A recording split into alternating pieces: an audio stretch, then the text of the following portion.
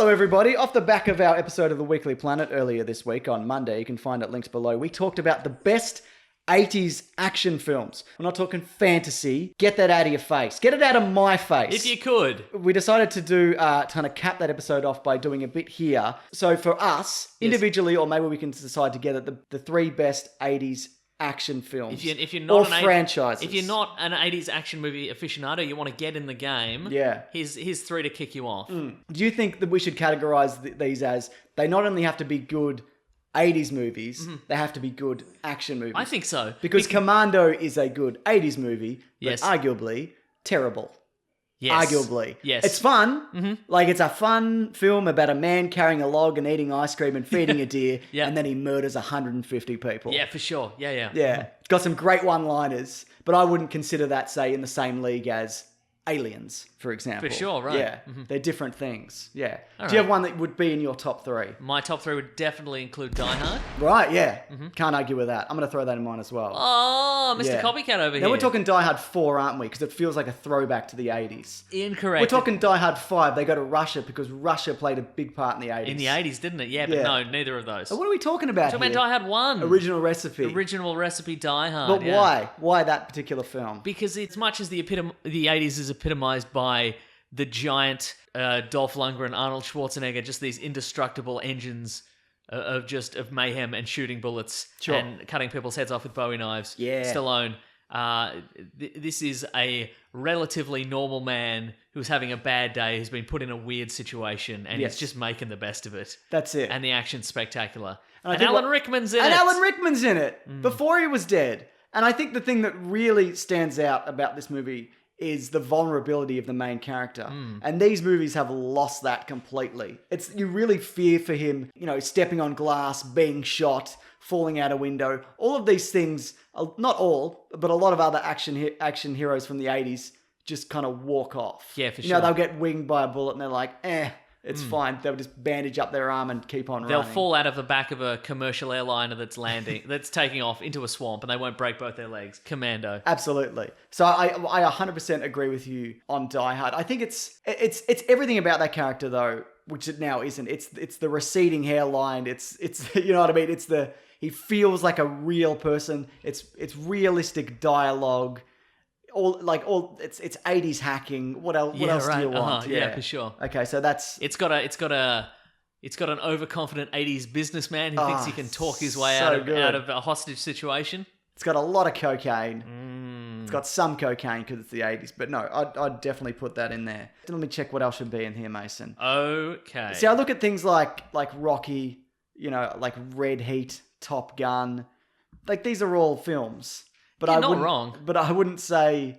Like, Top Gun, people consider to be one of the greatest action 80s movies of all time. But I think, as a movie, it's fine. I don't think it's, say, better than the Indiana Jones films. Yeah. Which I'm going to put in one block Okay, here. which now you've got three options. Yes. I'm going to say you can't say the franchise. Okay, fine. I don't think I think you have to pick one. I think I would also pick one, and obviously it's one or three. Yeah, it's one or three, but... I thought you were going to push back on that. No. Okay. I mean, I like Temple of Doom, Yeah. but that movie has a lot of problems. The action's still... Sorry, everybody, my dog's trying to catch a fly in this room. Yeah. But I think 3 is probably my favorite because it builds off the first one in a good way, but it does a whole lot of brand new stuff with it. And there's some weird wonky blue screen. There's a bit where the Nazi's shaking his fist at the blimp and it doesn't seem so good. Or the bit where they're flying and they're using the machine gun. But it's the dynamic between Sean Connery and Harrison Ford that really work for that. Yes. The other thing about those movies are they don't feel like 80s movies. They feel timeless. They do. They actually do, yeah. Mm-hmm. And obviously we're not talking about number 4, which is not good Correct. at all.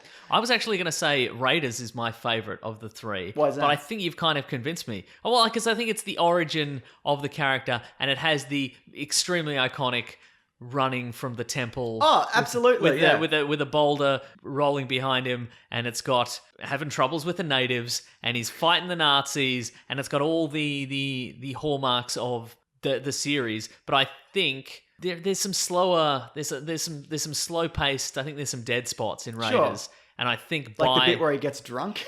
yeah. And I mean, and there's some great sequences like when the hotel bursts into flames. Yeah. But I think by 3 they have perfected the formula. Yeah. Or I mean, like a bit of a misstep. They had a little bit of a misstep, and I think they went, okay, what we want is non-stop action like in Temple of Doom, but we don't want any overt racism. Yeah. Only Nazis. Only Nazis, yeah. And we just want a fun action ride. And there's so much of that. I also think a lot of the strength of Last Crusade is in the ending. Also the definitive ending, because it feels like it's the end of the franchise, even though it's not. Yeah, right. But the end of Raiders, and this is fine. They close their eyes and everything works out. Yes. It's a real trial at the end and a test at the end of the Last Crusade. That's right, yeah. Because you remember, he has to go through and do the trials to get to the Grail. And it's a series of booby traps and optical illusions and weird flaws that drop out from you. He sort of fights a knight, not really. He chooses, like it's a test of his intelligence where he chooses the correct cup. Yep. And then at the end, he very nearly makes the mistake of thinking, I can grab this cup, I can escape, I can do it all. And then they have that moment of connection of father and son, and I respect that as a dad, Mason. I understand that. This has gone in a direction I did not care for. That you couldn't possibly. But there's a moment of human connection there, which I think you don't really get from the first one, because it's the first one. And then from that, you find out the origin of that character. You get the bit at the start, where you see him as a kid, but it's not a prequel, and it's not and this is how he got a hat, even though they do that. They definitely they do that 100%. But it feels like an exploration of the character and why he is the way he is, but it feels very natural, and there's even a bit where him and Sean Connery are sitting together on a blimp just having a conversation. Yes. And it's great. It's just a riveting movie start to finish, and it's the best Indiana Jones film. And that's the tooth. That is the tooth, Mason. Okay, we have to pick a third one then. Okay. What do you got? Robocop. Oh, I wouldn't have picked Robocop. Oh, well, it's too late. No, it's great. Okay, why Robocop? Because it is so the 80s. It's the absolute epitome of the 80s future. Yeah. Is what it is. It's a future where they're like, you know what's going to happen in the future? Everybody's going to have enormous shoulders. Our fashions are going to live forever, so it's going to be the future. We're still going to have big 80s power suits and permed hair. TV's just a man yelling at you, just yelling a catchphrase at you. Yeah, exactly. And that's it. Which is pretty much YouTube, I guess. Yeah, that's true. Yeah, and it's so over the top, and I mean, and at the same time, it is a time capsule in the sense that so much of the over the top stuff isn't really that over the top anymore. Like comparatively, all the ads for all the news reporting where they're just cheerfully just talking about all the murders that have taken place. Or the weird ads for this is in Robocop 2, but there's an ad for a car defense system that electrocutes the carjacker. Yeah, and they're just bunch of crazy stuff. Okay, that's a really good choice. What it doesn't do well, now that I've just thought about it, is there is some really rickety stop motion animation in it. Is that more 2? No, that's 1. 2's still got it, but it's much improved. Oh, with the Ed 209. Robocop comes up against his predecessor, which is a security robot called Ed 209, which is entirely stop motion, and it is not good. And it's got an 80s businessman. He falls out the window, then he's got really long arms. Yeah, Do you remember that? Yeah, I remember that, yeah. Okay, if I did have to pick a third one, but you've already picked it, Mason. But you know what? I could very easily be convinced otherwise. It's hard for me to decide between these two. I think Aliens is a better movie than Predator, but I think Predator is a better 80s movie, and it's also a good movie. Yes. Aliens, in the same way that Indiana Jones feels, is timeless, as in it feels like it could be made in any era. Yes. I mean, there's a few wonky special effects here and there, but and not there's some, really. And there's some, spaceship displays that look quite dated, but at the same time, maybe simplicity works in that situation. That's exactly I'm it. Totally willing to forgive it. But Predator works because it's over the top and ridiculous, and it's a movie where you think it's just people going through the jungle and just looking for some people to murder. Yes. And then there's a monster for no reason, just out of nowhere. And so it's hard for me to... so I'd probably say Aliens, but Predator is it's way more 80s than sure. Aliens is. Mm-hmm. Yeah. I mean, except for Paul Reisner, obviously. Yeah. Reisner? Reiser. Mad About You's Paul Reiser. Yeah, exactly. Mm-hmm. I mean, that suit is just... It's collar popped. The only thing missing is 2 ties like Michael J. Fox wears in the future in Back to the Future. Uh-huh. But yeah, there we bloody go, Mason. But I thought maybe we could throw this open to people in the comments. Ooh, what's love the your comments. favorite 80s action film? Action film. Yeah. Mm-hmm. You can't say Tango and Cash. Really? Because it's not the best one. Wow. So I'm just going to... Big call. Wow. All It's right. fun. I like it. Yeah. But yeah. You also can't say Star Wars. Can't say Star Wars and you can't say Murder, She Wrote.